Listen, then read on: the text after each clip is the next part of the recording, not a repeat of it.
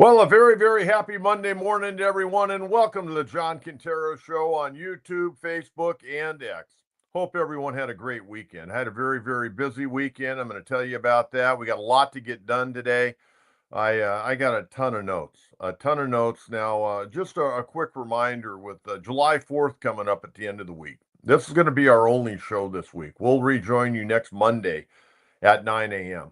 We're going to do some family things. I'm going to go to the San Diego County Fair, and I'm also filling in on Wednesday and Thursday with Sammy Long on San Diego Sports 760. So I'll be on the radio once again on Wednesday and Thursday from 12 to 2. Hopefully you'll join us.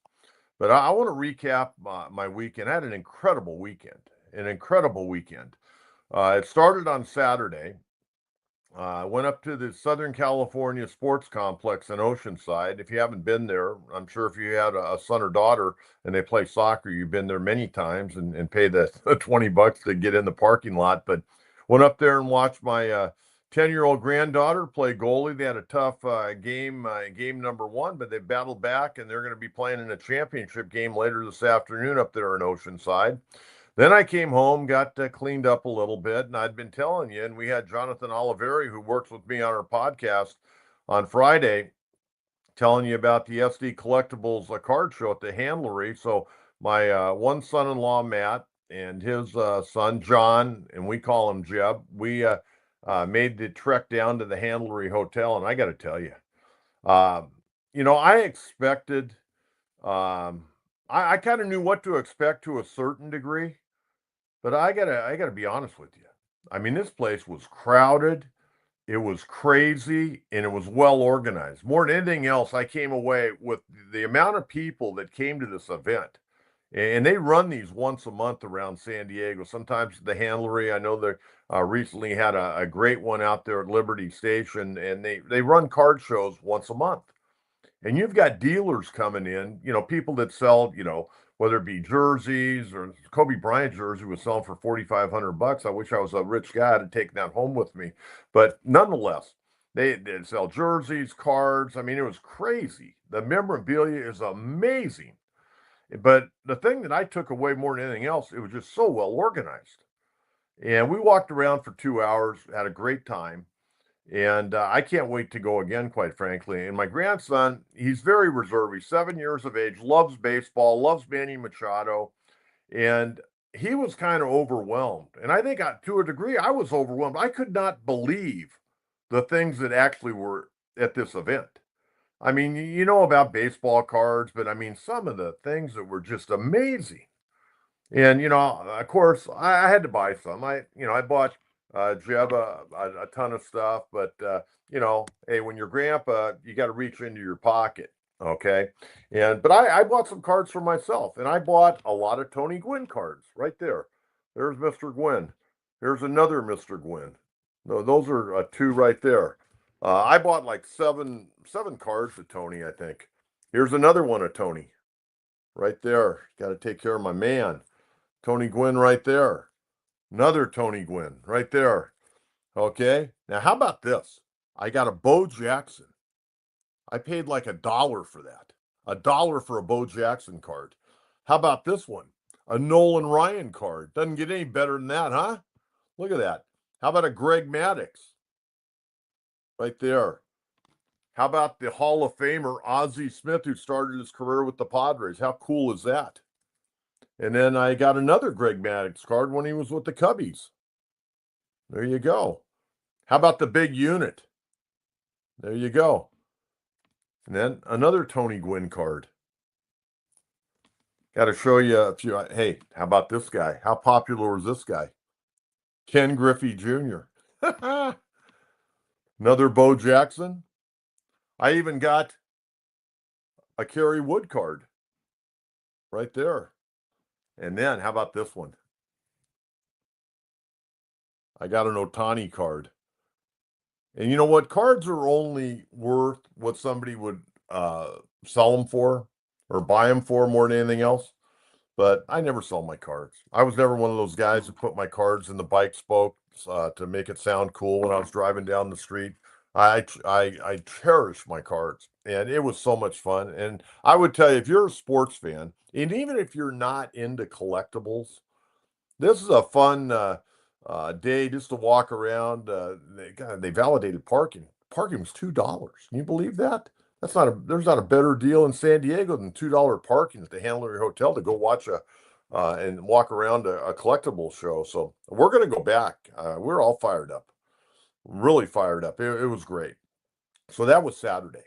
And then yesterday, I dragged my rear end out of bed early in the morning and went down to Ocean Beach. My 16-year-old granddaughter was playing in a big volleyball tournament, California Beach Volleyball Association. And her and her teammate had a marvelous day. They went 7-0 and they won the tournament. Can you believe that? They won the tournament. And long day. We were out there from 8 o'clock. They started play about 9 o'clock, and we walked off the beach shortly before 4 o'clock. And 7-0 beach volleyball, beautiful day down there. The only tough part about that was getting a parking spot. Luckily, we got there early, but it was a great day. And then I mentioned my 10-year-old granddaughter playing in a championship soccer game later today. So it was a great weekend. I want to thank one of our longtime viewers and listeners. Tomorrow, July 1st, is my birthday. And this lady and her husband have been so gracious to me over the years. And Christina and Nathan Sellers, they sent me a beautiful birthday card like they do normally. And Christina and Nathan, thank you so much. It means a lot to me that you appreciated what I did on the radio for all those many years, like a lot of you people. I know a lot of you do, but Christina and Nathan have been very nice about being very kind and sending me a birthday card. So thank you, and hope you and the family are doing very, very well. And also want to continue to send prayers to my buddy Austin Prather, one of my all-time great listeners. He had real severe surgery last week, but he's making great progress. I think if the Padres would have won 2 out of 3 rather than drop 2 out of 3, Austin would probably be feeling a little bit better this morning. But hopefully they'll get on track tonight against the Philadelphia Phillies. The downside of the weekend was when I was walking around the collectible show, my best buddy, Ben Gallo, texted me, and all he said was the Cobra passed away. Because he knew how much I loved Dave Parker, and Ben loved Dave Parker. Dave Parker passed away at the age of 74, and I'm so irritated by this, that he did not get the opportunity to go to the microphone or have a family member go to the microphone and talk on his behalf. I know now he'll be inducted in July at the Hall of Fame posthumously, but Dave Parker should have been in the Hall of Fame many, many years ago. And we know why he's not in the Hall of Fame until now, because he was involved in the Pittsburgh drug trials. He got on cocaine like a lot of players did back then. But you know what? He rallied back and had a 19-year major league career. And there was a point in time, really from 1978 into the early 80s, that Dave Parker, there's no doubt in my mind, he was the best player in baseball. I mean, he was so good. He could run, he could hit with power, he could field, and he had that cannon throwing arm. I mean, I was so devastated when I heard he passed, because I've been so excited about him getting into the Hall of Fame.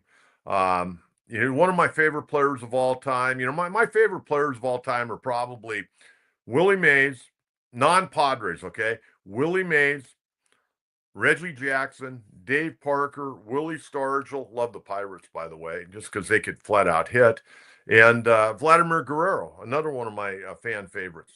Okay, those are my guys. Those are guys I really enjoyed watching play. They played with flair, they had finesse, they had swagger, and look at that smile on the Cobra. I mean, what an incredible player, a true five-tool player. And you hear about these guys that are five-tool players, but they never put up big numbers. They'll hit a lot of home runs or they'll hit for a high average, but they don't do it with stolen bases. Dave Parker, he put up numbers. And he deserved to be in the Hall of Fame 25 or 30 years ago. And unfortunately, he battled Parkinson's disease for 13 years, and it finally got him. I remember when he was an Angel coach. I walked out on the field at Qualcomm Stadium and introduced myself, and I don't think he was all impressed by me. But he shook hands with me and just told him how much I appreciated watching him play. And he was hitting fungos, and he was okay. He wasn't like, "Hey, how you doing?" or whatever, like some players are. But he was okay. And then about 3.5 years ago, he was on my radio program. And I was looking all weekend after I heard he passed away. I was looking to find that tape of that interview. And I don't know if I have it or not, but you know what? I'll take it to my grave that I got the opportunity to interview the Cobra. Man, the guy was an amazing player. And finally, here's the other thing about the Hall of Fame. He was on the ballot for 15 years and never garnered more than 24%. I mean, that's unbelievable. But people hold grudges. But the thing that I like about Dave Parker, he was a very successful businessman. He owned 22 Popeye chicken restaurants, and he ended up selling them when he became ill with Parkinson's. But he became a first $1 million ball player, that guy. First $1 million ball player. But, after the cocaine trials and, he had to serve his penance like a lot of the other players, and there's some guys that got off. He went on and continued his career and, ended up winning another world championship in 1989 with the Oakland Athletics. He won that one with the Pirates in 79, We Are Family. Sister Sledge was their theme song. And then he won one playing for the Oakland A's in 1989. And I wanted to share, some of his numbers. And I talked about, putting up numbers. 19 years, he hit 290. And he played on bad legs, by the way. He played on bad legs. His legs went bad, but he continued to be able to swing the bat. A 290 career hitter, 526 doubles. To show you how he could run, he had 75 triples. It's 6'5", at one point in time, probably about 260. But the guy could run. 339 long balls, 1,493 RBIs, 810 OPS, and nobody even paid attention to OPS back in those days. He had a 121 OPS plus, a 7-time All-Star, 2-time World Champion, 78 National League Most Valuable Player, 3 Gold Gloves, 2-time batting champ in the NL in 77 and 78, NL RBI leader in 85 with 125. And not just in the Pittsburgh Hall of Fame, but in the Cincinnati Reds Hall of Fame. I mean, how many players do you know that are in 2 different teams' Hall of Fames, and now he's going into the National Baseball Hall of Fame, finally. So I just wanted to talk about Dave Parker, man. I love watching that guy play. He had flair, charisma, and he was very confident in his ability. But the Cobra, unbelievable ball player. All right, let's get to our Padres. Not a good weekend for the Padres. I want you to chew on this one for a minute. And I'm going to go through Friday night where they almost got no hit. I'm going to go to the win on Saturday, and I'm going to go to what happened on Sunday. They dropped 2 out of 3. But chew on this number for a minute. 1 for 24. That's what the Padres were with runners in scoring position. 1 for 24. That is almost humanly impossible to do. 1 for 24. They were 0 for 13 on Sunday with runners in scoring position. Think about that. How is this team going to win a world championship with what they've got right now? Seriously. And I was telling Jonathan before the program got underway today, Padres are playing themselves out of being buyers. They're playing themselves into be sellers. And a little bit later on, towards the end of the program, we're going to get into the standings. Padres are teetering right now, have taken themselves completely out of this. And I'm not talking about the division. Stick a fork in the division. They ain't winning the division. Dodgers are playing games with everybody. They pitch this guy and that guy, and they get a big lead. They'll pitch Kike Hernandez. I mean, the Dodgers really are toying with everybody in the division. They haven't even kicked it into high gear. I mean, take a look at what their top 3 guys are doing the last couple of weeks. They're not doing squat. I mean, Ohtani's 0 for 4 yesterday. The day before, I think he went 0 for 4 with 3 punch-outs. Mookie Betts is having a miserable year at the plate, maybe because he's playing shortstop. I don't know. Freddie Freeman, he had a 3-hit day on Saturday, but he'd been struggling. But the Dodgers are toying with everybody in this division. I don't know if the Dodgers can win the World Series again. I don't know if they can even be the National League qualifier for the World Series, unless they get some of that starting pitching back. But right now, they're toying with everybody. Padres got to figure this out. Now, let's go to Friday night. Nick Martinez threw the game of his life. He had a no-hitter. He walks the leadoff hitter in the top of the ninth. Elias Diaz gets a changeup, hits it off the left field wall for a double, breaks up the no-hitter. Padres get beat 8-1, out hit 9-1, 0 for 3 with runners in scoring position. Dylan Cease, not a good night. 4 innings. Unbelievable. 4 innings, 5 hits, 4 runs, 3 earned, 3 walks, 8 strikeouts, gives up 2 homers. Record 3-7. 4.53. I mean, seriously, Dylan Cease is going to get traded, isn't he? I mean, get what you can get for this guy. I mean, they're bringing up Matt Waldron to pitch tonight in Philadelphia because of Ryan Bergert's injury. He's on the IL right now after getting that line drive last week. But Dylan Cease, seriously, you got to get something. You cannot go through the remainder of the year with all these potential free agents. If you know you can't sign them, or maybe you don't want to sign them, you're going to have to move them. But Friday night was it was rough to watch. It was rough to watch. And that was game 81. Okay, now I'm going to give you some numbers through the first 81 games and then played 2 more since then. I'm going to give you some first numbers through 81 games. Record at 44-37. That was through the first 81. So, you could say on pace, hey, they're on pace to win 88 games. I don't think they're going to win 88 games the way they're playing right now. They got to turn things around. Starters ERA, not bad. 3.86. Thing you'd like them to go deeper into ball games. Bullpen ERA, 3.38. That's damn good. That was 4th in baseball through the first 81 games. That's damn good. Those guys have been used far too much. Starters got to do a better job the second half if they can.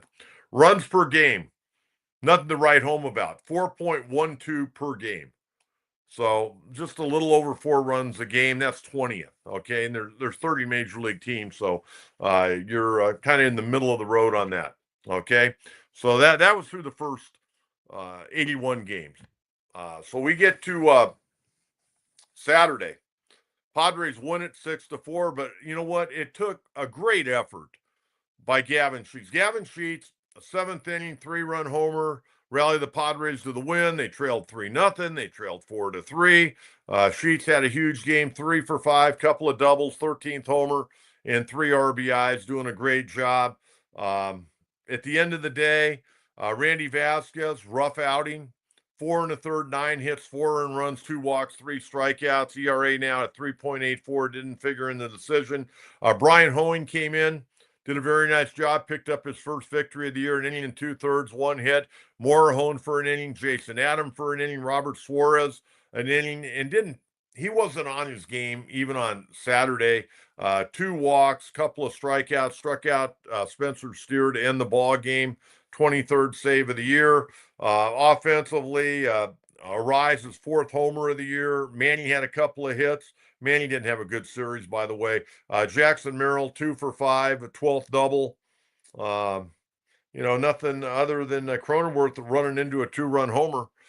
Padres out hit the Reds that day 12-10, and they were 1 for 8. That was the one day they got hit with runners in scoring position. And then Sunday,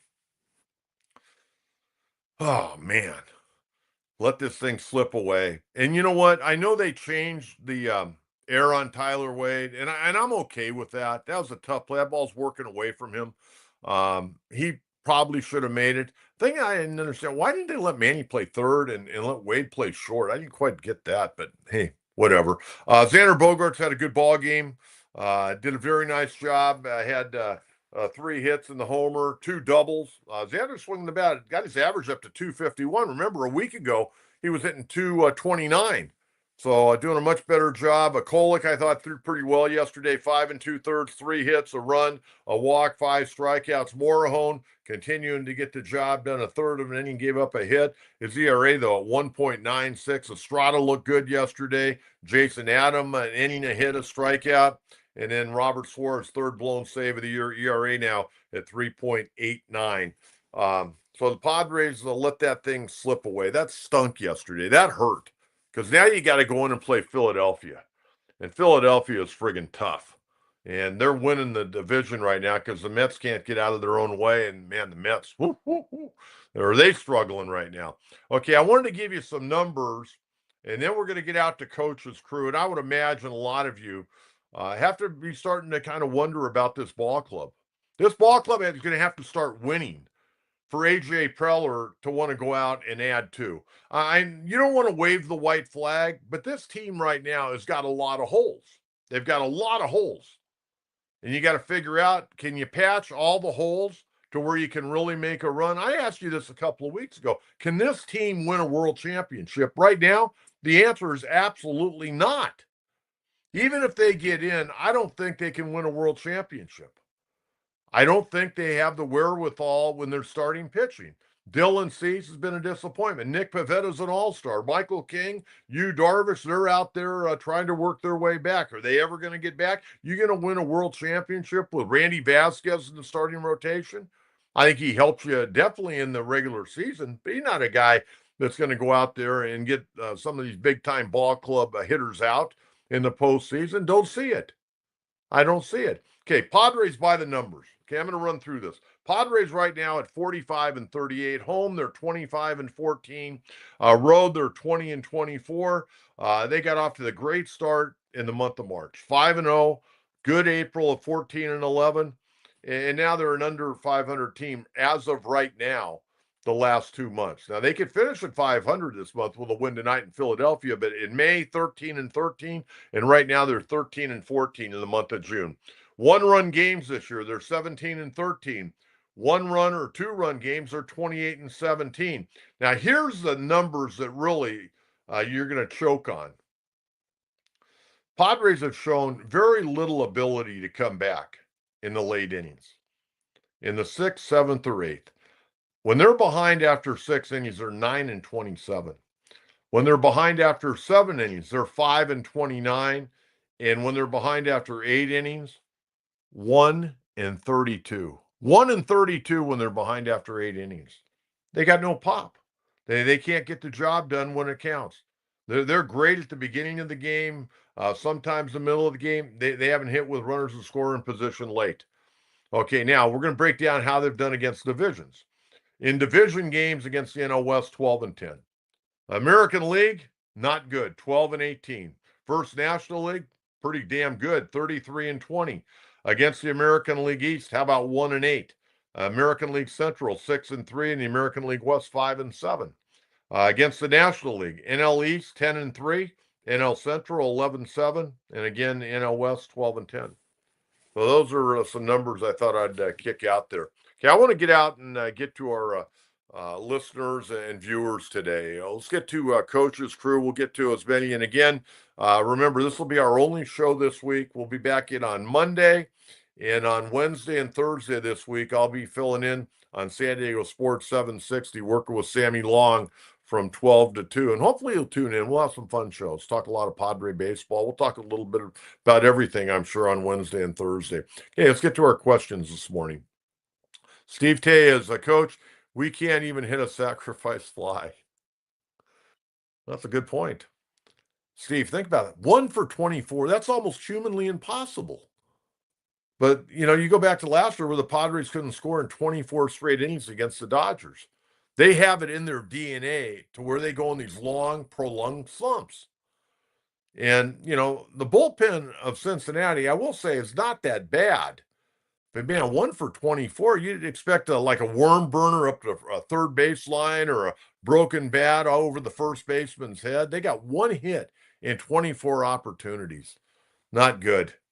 And Mike Schilt, positive. Hey, they were 4 for 8 today, and we had a rough day.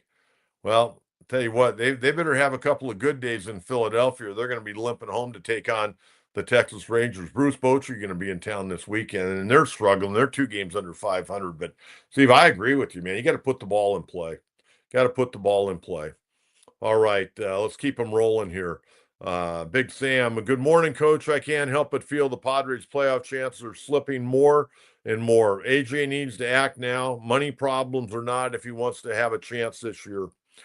Well, you know what, Sam? Here's the deal. And I'm a competitor and I don't want to wave the white flag, but you also don't want to go after fool's gold. This team has a lot of warts. Their catchers can't hit. And I know Diaz got the hit the other night on the changeup, but he's not hitting. Maldonado not going to hit 200. And we knew that when they signed him. Okay, they haven't really addressed that area. Maybe they will, maybe they won't. There aren't a lot of good catchers out there. There are a lot of catchers, but they're not anybody I want to necessarily bring in here. And in left field, hey, I wanted to bring this point up. Gavin Sheets playing a damn good left field, made another great diving catch the other day. That guy's a worker, and I hope he comes back next year. David Macias, the first base coach that Arise always pops in the chest. I want to give him a little hats off. He's been working hard with Gavin Sheets, and that a lot of time gets overlooked. But David Macias, the first base coach, doing a hell of a job with Gavin Sheets. He has gotten so much better in the last 3 to 4 weeks, and that comes from work. When everybody else is in there putting on their uniform, Gavin Sheets and David Macias are out there working on outfield play. A good effort by David Macias and good effort by hardworking Gavin Sheets. But I think right now, I don't know what AJ can do or can't do. But when you're like taking a look at the lay of the land, and I know they want to do something because the fans are going to be irritated if they don't. The fans have been pouring into the ballpark at record numbers. But at the end of the day, where is this franchise going to be in 2 to 3 to 5 years? And that's what you have to gauge as a general manager and as an organization. Maybe you take a step back this year to gear up for next year. I just don't know with all these long-term contracts. I don't know what they can do. I really don't. And I haven't heard one thing from ownership other than they had a little press conference with John Seidler. I don't know what's going on with the ownership. I mean, the ownership has been, quiet, really quiet. And that tells me AJ may not have the opportunity to do a whole lot right now. So that's kind of where I'm at with that, Sam. I don't want to throw a lot of money at this if it's fool's gold.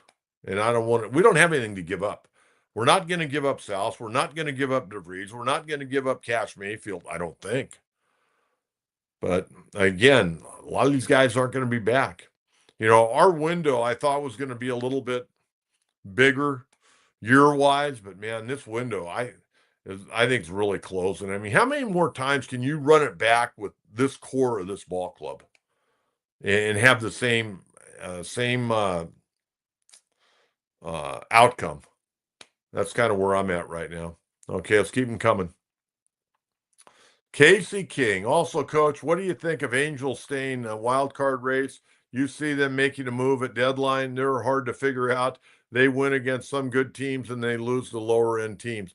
I watched a lot of that Washington series and the Angels. I'll tell you what, Washington's kind of fun to watch. I guess because I enjoy watching C.J. Abrams and James Wood. I would think at least one, if not both those guys, are going to the All-Star game. But the Angels are working hard. And, again, we send out our love and prayers to Ron Washington, going to be out the remainder of the year. And who knows, maybe, I don't know if he'll ever come back. I don't know exactly what's going on with him health-wise, but Ray Montgomery now going to be the interim manager of the remainder of the year. Angels are hanging in there. I think they're going to have too many teams to overcome. I would expect Texas to make a move. Texas, Bruce Bochy's ball club, they're a couple games under 500 right now. They're still in the wild card. Angels are in the wild card. And the Angels are going to get some guys back. Jorge Soler's coming back. Yohan Mikado ought to be coming back. Just not sure the Angels have enough in their pitching staff, especially their bullpen, to stay in the wild card hunt the entire year. But you know what? If you're an Angel fan, and I know they've done it, with some young guys, and man, Joe Adell, he's doing a really good job hitting in the 230s. He's got 18 home runs right now, starting to really show why he was a number one draft pick a number of years ago. And man, he's gone through so many struggles up there. But he might get to the All-Star game just because, I don't know if Trout's going to play. I know he's still the number one vote getter in the outfield. besides Aaron Judge. So we'll see how that all works out. But I saw Trout hit his 12th homer there. Man, he hit a rocket. I was watching that game because the Padres played earlier in the day, and I got home from the card show, so I watched that on Saturday night. But I enjoy watching the Angels. I want to go up to another Angels game. I went up to one earlier this year when they played the Guardians, and I want to go up there again. I enjoy going up to Anaheim Stadium. It's a lot of fun. Casey, thank you very much for that. Very much appreciate that. Uh, what is it? We were 500 through the first half last year and finished with the best second half in the majors. Let's hope we can mimic last year. I hope so. I hope so. I just don't see it right now. You got some holes. You got some holes, and with the pitching staff, um, I don't know. I think the deeper the season goes, some of these guys that haven't pitched bulk innings at the major leagues are going to probably start to wear down, and you have no idea what Darvish is going to bring to the table.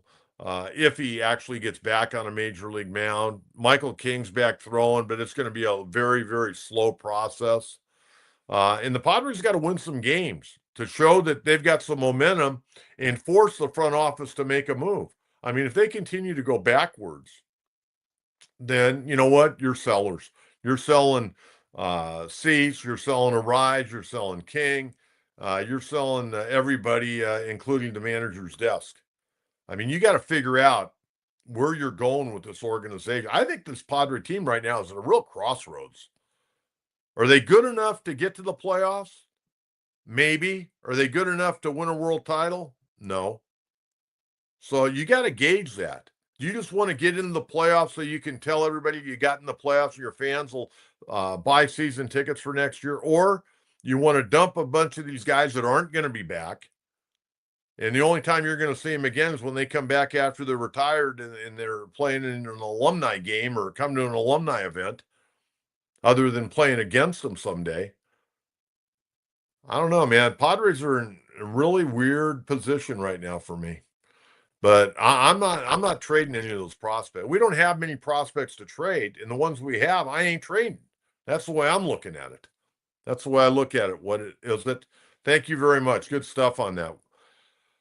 Coach, sorry to hear the passing of Dave Parker. He was fun to watch growing up, and I met him at Angel Stadium in '89 during BP before an Angels game. He was cool with the fans. Rest in peace, Cobra. It's great. And, man, watching him in a wheelchair, when you saw a guy in his prime at 6'5", 235, 240 pounds, and the way he could run. And I was watching John Steigerwald, who's been a media member in Pittsburgh for many years. He's retired, long retired. But he came on, he's got a podcast, and he came on the other night and was talking about Parker and told some stories about Parker that I listened to. I probably spent an hour the other night, scrolling, listening to what people had to say about Dave Parker. And he said Dave Parker never didn't run out a ground ball. He goes, he could hit it back to the pitcher. He could hit a one-hop line drive to the second baseman. He always ran hard. Boy, how times have changed in Major League Baseball. Some of these guys, and I'm not talking just about the Padres, but I'm talking about a lot of these guys on other ball clubs. And I know sometimes a manager will tell a guy, hey, don't run hard because I know you got a tight or, a kind of a sore hamstring. And we never know who's healthy and who's not. But there are a lot of guys that are healthy that, man, you could time them with a sundial down to first base. I remember one time George Hendrick, he was playing for the Padres. I took my stopwatch to a game. And Major League average for right-hand hitters about 4.3. And, I don't expect veteran guys to run 4.3, but I don't expect them to run a 5.7 either. That's what George Hendrick ran the night I timed him, 5.7. Hell, I could run 5.7. Unbelievable. But Casey, thank you very much. Yeah, the Cobra Dave Parker, man, what a player. Number 39. I'll always remember that guy. Okay, tonight, the Philadelphia Phillies. Brandon Marsh. My wife always gets a kick out of Brandon Marsh because he's got that long, stringy hair and the beard. And she goes, there's your guy. But the Phillies coming in at 49-35. They took 2 out of 3 down in Atlanta over the weekend. They're in first place in the NL East, a game and a half up on the Mets. Really, it's a two-team race. Atlanta right now is in third. They're 10.5 back. Miami's 11 back, and Washington's 14 back. So a two-team race. Former Padre farmhand Trey Turner having a good year, 296, 11 homers, 38 RBIs, 20 stolen bases, a real pain in the you know what.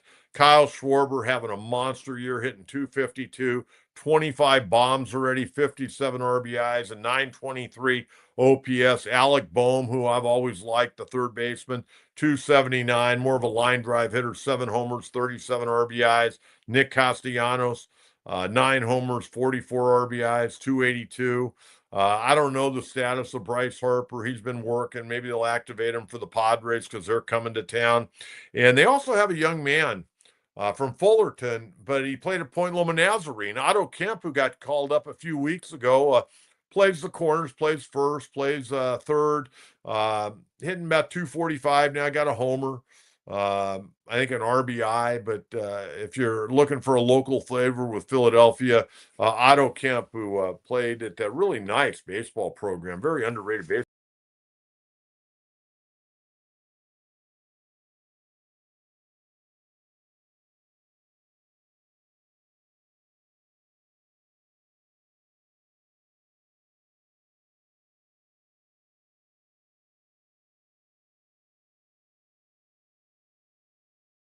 And he should be pretty geared up for an opportunity to get back to the major league. So far this year, Matt started the year on the IL with the oblique injury, 5 starts at El Paso, 5.24 ERA, and he's going against the guy that was the runner-up last year for the National League Cy Young behind Chris Sale, Zach Wheeler, 7-3 right now, Zach Wheeler.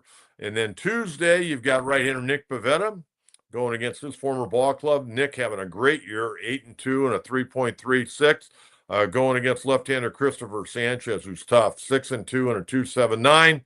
And then the final game on Wednesday, it'll be right-hander Dylan Cease, 3-7 and a 4.53, going against Mick Abel, a right-hander, 2-1 and a 3.47. Again, Monday and Tuesday games are going to be at 3:35. Wednesday it'll be an early morning game at 10:05. So there you have it. Okay, let's see what else we got today. I got to get you the Leo DeVries update, huh? Little Leo DeVries update, and then we're going to get to our coach's mailbag. Leo DeVries, Saturday night, and probably his best moment without a doubt in the month of June. Did not have a good June. Leo went 2 for 3 with a walk-off single in the ninth for Fort Wayne. 63 games, 281 plate appearances. This is Padres' #1 prospect now, 235 at-bats, hitting 243. Remember, he's a switch hitter, and he's 18 years of age. 243, 357 on base, 744 OPS so far this year. And now remember, this age in this league is about 22 to 23. And he's 18. So he's holding his own. 13 doubles, 3 triples, 5 homers, 34 RBIs, 6 stolen bases. Been caught 6 times. He's 50-50, 6 for 12, 41 walks, 59 Ks. And you take a look, a rough month of June, 81 at bats, hitting only 198 with a homer and 11 RBIs. So that's our weekly Leo DeVries update. No new news on Ethan Salas. Hopefully, Ethan will be getting back playing here in the month of July. That's what they said, but again, we'll take it with a grain of salt. Okay, let's get to our coach's mailbag. Mike, are Padre fans being a little unrealistic about this year's team? Yeah, but you know what? They're fans, and that's the short for fanatic. I want to be optimistic. Don't get me wrong. I want to be optimistic, but I don't want to chase fool's gold on this. If King's not coming back, and I know he's got the option, he's already signed for $15 million. But if he comes back, let's say he comes back and pitches, okay, he'll probably go out in the free agent market. If he came back and got hurt again, then he'll probably take his option with the Padres to come back because he knows he's guaranteed $15 million. You go out in the free agent market coming off an injury and you come back and weren't pitching well, then you got to find out of 29 other teams, you got to find that one guy that'll give you that big contract. This is going to be Michael King's best opportunity as a major leaguer to get that sweetheart deal, get a 4 or 5 year deal for 125 million or something. But and Dylan C, he's not coming back. You might as well trade him. I mean, he's not coming back. There's no way, shape, or form. And would you even want him back? He hadn't pitched that great. He hadn't pitched that great at all. I know he threw a no-hitter a year ago. That's last year. What's he doing now? Not doing squat. You trade him. I don't know if you trade, even if you think you're in the wild card race and you trade him, you got guys that could come in and do what he's doing. It's not like he's throwing up a bunch of goose eggs on the board. You're going to have to trade some guys. Arrive's probably going to go bye-bye if the Padres think they're going to not do anything dynamic. I mean, you can get to the playoffs. I still think they can get to the playoffs, but what are they going to do? They're going to get beat in the first round or the second round, then all those guys are free agents and you get nothing? Man, AJ Preller and his staff, they got a lot of work to do. And it's not just the work of maybe going to get somebody. It's they got to sit around and really contemplate if they really want to invest more in what they've got here right now. And I don't know if you do. I don't know if you do. I'm sure Sammy Long and I are going to talk a lot about this on Wednesday and Thursday. And Wednesday, it's going to be great because they play at 10:05. We're on at 12 o'clock. By 12:30, that game ought to be over, and we'll make it into the Padres postgame show on San Diego Sports 760. What do you think about that? All right. Mike, thank you very much. I hope I answered your question for you. Mark, why do most highly touted prospects don't turn into even average major league players? Because it's very tough. There's a skill level that I think most people that have watched baseball for a long period of time can see in a guy. He can throw, he can run. Hitting is the one thing when you scout is so hard because they're not hitting against major league pitching. It's a little easier to evaluate a hitter in a good college league than it is a high school hitter in a good high school league because you're not seeing the velocity. I mean, these guys now are throwing on an average a lot harder than any era in baseball. They're not better pitchers because they're more like rock throwers. They just try to throw as hard as they can. They have no finesse. But you got to be able to hit a fastball, and most major league hitters can hit a fastball. If you can't hit a fastball, you're not going to get to the big leagues. And it's just tough. And the mental aspect of it wears you down physically, but mentally. I'm a big mental makeup guy when I scouted and when I recruited for college. I need to know if you're 0 for 12, how are you going to react? You're going to come out and be a jerk to your teammates. You're going to be not working as hard, or how are you going to go about your business? And I mentioned my grandson who went to the collectibles show with us the other day. He loves baseball, thinks he's Manny Machado, and he has got the best temperament for a kid his age. And I don't want to brag about him, but he's got the perfect temperament to be a good baseball player because he doesn't get too high, doesn't get too low. And like after the collectibles show the other day, he went home and he's got a pitch back. And he's firing the ball against his pitch back, working on his backhand. This kid's 7 years old. And when he doesn't do well in a ball game, he's a little dejected, but he goes home and starts working again. And those are the kind of guys you got to have as you go up the ladder. You get to be, 15, 16. So you got to work at it. You just can't take batting practice with your team and expect to be a great hitter. You got to work on your own. But the mental aspect of the game just beats you down. Winton Bernard, a kid that I worked with who broke into the big leagues in 2022, he's hitting 340 down in the Mexican League for Yucatan, had a great first half. This kid's been released. I can't begin to tell you how many times. I can't begin to tell you how many organizations he's been with. He's a unique character. And I got involved with him back in 2010, I think it was. And he's like my son now. But he's played in Australia, Venezuela, Dominican Republic, Mexico. He's played in every foreign country, basically, that has quality baseball. And he's played, for the Padres, the Cubs, the Blue Jays, the Giants, the Rockies. He's played for a million organizations. And he's been released. He's been sent down when he's playing well. And the guy's almost 35 years of age and loves the game. And he's not going to quit playing until they tear the uniform off of them. There's other guys after a while, they get released one time, they make a couple of token efforts to want to maybe get re-signed, and they just move on with their life. And that's fine. But mentally, it beats you down. There are a lot of great physical, talented players out there, but mentally, they just don't have the wherewithal. The other thing that bugs me, we're talking about Dave Parker. Dave Parker was a 14th round draft pick. Dave Parker wouldn't be a 14th round draft pick nowadays because there aren't 14 rounds. There's only 10 rounds. And this is going to come back to bite baseball here in the not too distant future. There's so many guys that are not getting drafted that deserve an opportunity to play professional baseball. And they're going to the independent leagues. And some guys are just, fed up with it and they're moving on with their life. And it's really sad that Major League Baseball has wiped out 42 teams about 3 years ago. The owners are giddy about it because it saves them money. But, oh, man, we're giving the minor leaguers more money now. They're in better living conditions. All that's true. But they didn't do it out of the generous hearts of the owners, okay? They did it because they basically were getting slammed by the courts to take better care of these guys. So their option, we'll get rid of 42 teams. That's a lot of players. And there are a lot of good players. Like Wynn ought to be in AAA right now in the United States. He should be on the cusp of being called up again to the big leagues. Couldn't get re-signed this year. You're only allowed to have 165 players in your organization in the minor league level.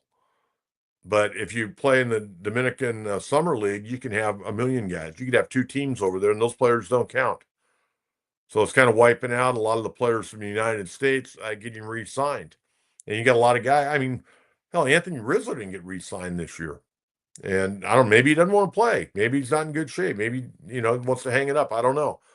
JD Martinez, I know, wants to play. He doesn't have a job. David Peralta wanted to play this year. He didn't even get a AAA job. So I don't know what's going on with baseball, but I can tell you that baseball has a lot of problems right now. And the biggest problem they have is the commissioner, Manfred. Not a fan. Not a fan at all. But it's very tough to get to the big league level. There are a lot of high round picks who just couldn't make it for whatever reason. But I appreciate that. That's always something to talk about. We got the draft coming up here very, very quickly. We'll have to get John Maffey on and talk about what guys from San Diego could possibly go in the draft. Okay. What Padre players would be the biggest surprise if they were traded? I think they'd like to trade Cronenworth. I'm just not sure there's takers out there because his numbers have evaporated each and every year a little bit more. Not having a good year this year. I don't see Bogarts being traded. I don't see, obviously, Manny being traded, Fernando or Merrill. I think everybody else, I don't think there's anybody else other than those 4 guys. You can move them all. It really doesn't matter to me. Merrill ain't going anywhere. Fernando ain't going anywhere. Only way Fernando would go somewhere is if he wanted to go somewhere and ask for a trade because he has a no trade. Merrill loves it here. Machado got a nice home here and involved with San Diego FC. And congratulations to San Diego FC. Right now, a couple of great wins last week. They're in first place right now in the Western Division of the MLS, doing a great job. Man, what an exciting year. Man, they're doing an incredible job and packing Snapdragon. They got another game coming up this next weekend at home. But I think those 4 guys are pretty much untouchable for a variety of different reasons. But I could see Cronenworth going somewhere in a package deal because you got other guys that can play second base. I mean, Iglesias could fill in at least for the remainder of this year. All right, what else we got here? Okay, we got to get to National League standings, and then we're going to get the wild card too. Let's take a good hard look at these standings. Philadelphia, as I mentioned, 49 and 35. It's a 2-horse race in the NL East. The Mets, they're just playing bad baseball right now. Really bad baseball. They're a game and a half back, and Philadelphia now, going to get Harper back here pretty quick. They're all fired up, and they haven't been playing great. I mean, they're 5-5 in their last 10. You can see the Mets dropped 7 of their last 10, and then Atlanta, Miami, Washington, they're playing out the string. I don't even see Atlanta really. They can't put anything together. I don't think they're going to make the wild card this year either. Now, this is the division you got to take a look at on a daily basis because this is going to affect the Padres. in the wild card. And we'll get to the wild card in a minute. But NL Central, you got the Cubs, 49-35, playing good ball, but they're not pulling away from Milwaukee or St. Louis. And the Reds still have a puncher's chance. Reds are definitely in the wild card, but the Cubs right now with a 2-game lead, and then you got Milwaukee and St. Louis. I mean, those two teams, Milwaukee and St. Louis, and then the Mets, they could steal the three wild card spots. And then the West, the Dodgers, like I mentioned, Dodgers are toying with the division. They've won 7 of 10, and they've been up and down, and their big guys haven't done much lately, but they're 53-32. Padres hanging in there, 7 games back. Giants can't score. Man, they're all over the Giants right now. They want to fire Pat Burrell, the hitting coach, but hey, at the end of the day, Pat Burrell's not standing in there at the plate. Those hitters have to get the job done. They're 7.5 back. Diamondbacks, 11 games back, and then you got the Rockies, 19-65. Buddy Black's 68th birthday today. So, Buddy, if you're tuned into the podcast, a very, very happy birthday to the former Padre and Rocky skipper. 68 years young today on June 30th. Okay, let's take a look at the wild card. Wild card in the National League is just, man, right there. Look at that. You got the Mets, you got the Brewers, and you got the Cardinals. The Padres are a game back. The Giants, a game and a half back. The Reds, 2.5 back. Diamondbacks, 5 games back. And you got Atlanta at 8 games. I just don't think Atlanta can put together a long enough win streak, but I'm not counting out the Diamondbacks. Reds, I'm kind of iffy about. Giants may make a move at the trading deadline. But look at the 3 teams that are winning it right now. The Mets, they got a lot of firepower. Brewers, good ball club. Cardinals, timely hitting. They're doing a lot of good things. Padres right now on the outside looking in. That's the way it looks like right now, folks. So, anyways, that's going to wrap up the show. And again, this is going to be our only show this week. And again, I'll be on San Diego Sports 760 Wednesday, Thursday, 12 to 2. Going to the fair Friday morning. And I'm out and about. I'm not just sitting around these days. I'm out and about feeling great. And looking forward to going to the fair. So if you see me walking through the fun zone, say hello. I hope everyone has a very fun and safe July 4th. And I'll rejoin you next Monday at 9 a.m. Now, if the Padres make a big deal, and I know Jonathan Oliveira, he's going out to the Lake Jan. He's going camping, okay? But I know that if the Padres make that big blockbuster deal, he will, get us on the air. He'll be sitting under a tree next to a campfire at night, and we'll be talking Padre baseball if there's a big trade coming down. I don't see that happening this week, but hey, with AJ Preller, you never know. And again, have a very safe and fun July 4th. And we'll rejoin you on Monday, July 7th. And hopefully, just hopefully, the Padres can go on a nice roll, get some wins in Philadelphia, take care of Boch and the Texas Rangers this coming weekend, and we'll wrap it all up for you next Monday morning. Until then, Coach John Kentera, be well, everyone. Bye-bye.